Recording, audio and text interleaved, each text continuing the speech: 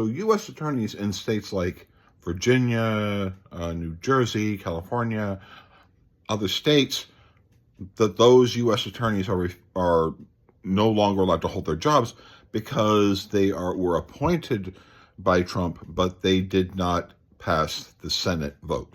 And as a result, it is time for them to leave.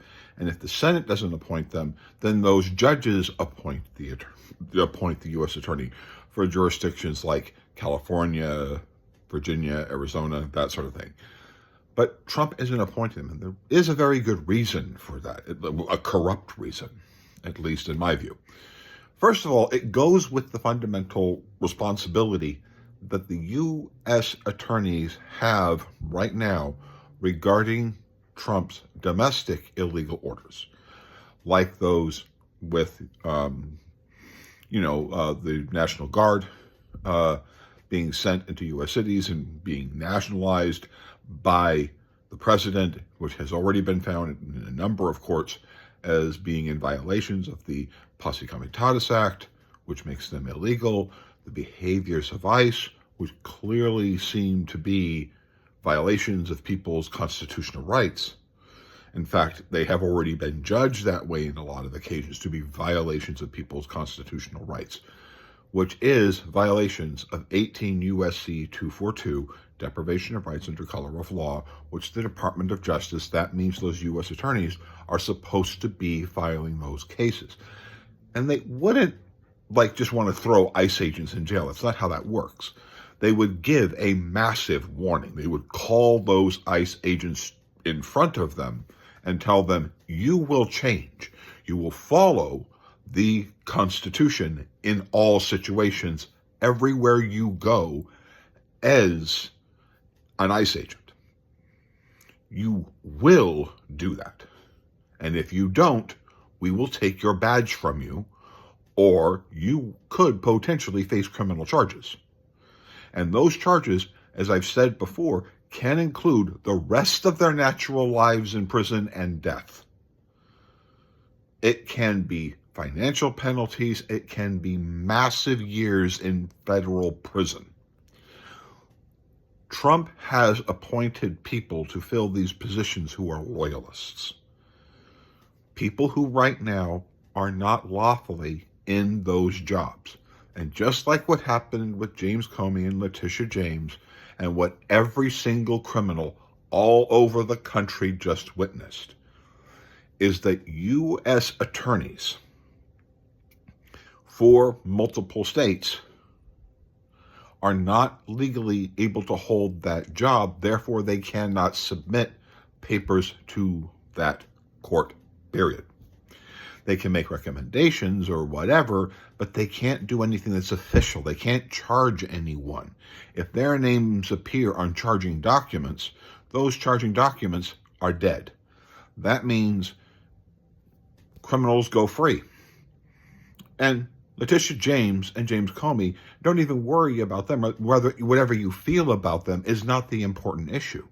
It's the fact that Donald Trump, covering up his illegal orders that he has given to ICE, is so important to Trump, because that will get to him quickly once everyone knows, all the way up to the leadership of ICE and Homeland Security, Department of Justice, all that stuff, that they potentially, at least in my opinion, I'm not an attorney, but they potentially have some exposure here, because those rights that are being deprived because everyone up the chain of command, like Tom Homan and others, are allowing this to occur when they shouldn't be doing it. When they should be telling ICE, stay within the four corners of the Constitution at all times. And every subcontractor working with the United States in these immigration issues, you are to follow 18 U.S.C. 242, and I don't give a damn how that makes you feel inconvenienced. I don't care. You will follow the constitutional rights of every single person in this country, because everyone has rights, and you will respect them and follow them, and that is it.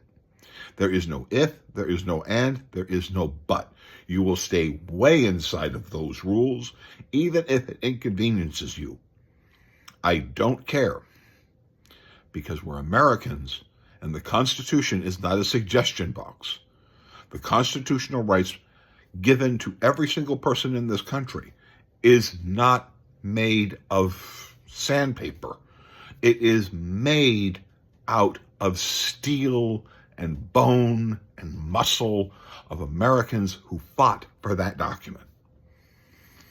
And that document cannot be bent and will not be bent under any attorneys general, period. Unfortunately, under our current attorney general and the U.S. attorneys that govern those states, these laws are being bent massively. And they shouldn't be. And that's why they're not stepping down. Even though by them not stepping down, that literally there could be, killers or whatever, hitmen of drug organizations, literally walking into the courtroom carrying the severed head of their victim. And if the U.S. attorney who is not able to hold that office signs their name on the charging document, bye-bye charging document, and that person walks out of that courtroom with the bloody severed head of their victim. Because that prosecutor, that U.S. attorney, is not lawfully a U.S. attorney and cannot submit or charge anyone in court, period, saying that they are a U.S. attorney when they are no longer lawfully capable of being a U.S. attorney. That's the problem. Trump is terrified of what he's trying to cover up. The problem is what he's trying to cover up, everyone already sees. Every state is recording all of this information. Everyone has been recording the information. And Trump also knows that if he allows these attorneys to be represented by true U.S. attorneys, then all of that gets exposed everywhere.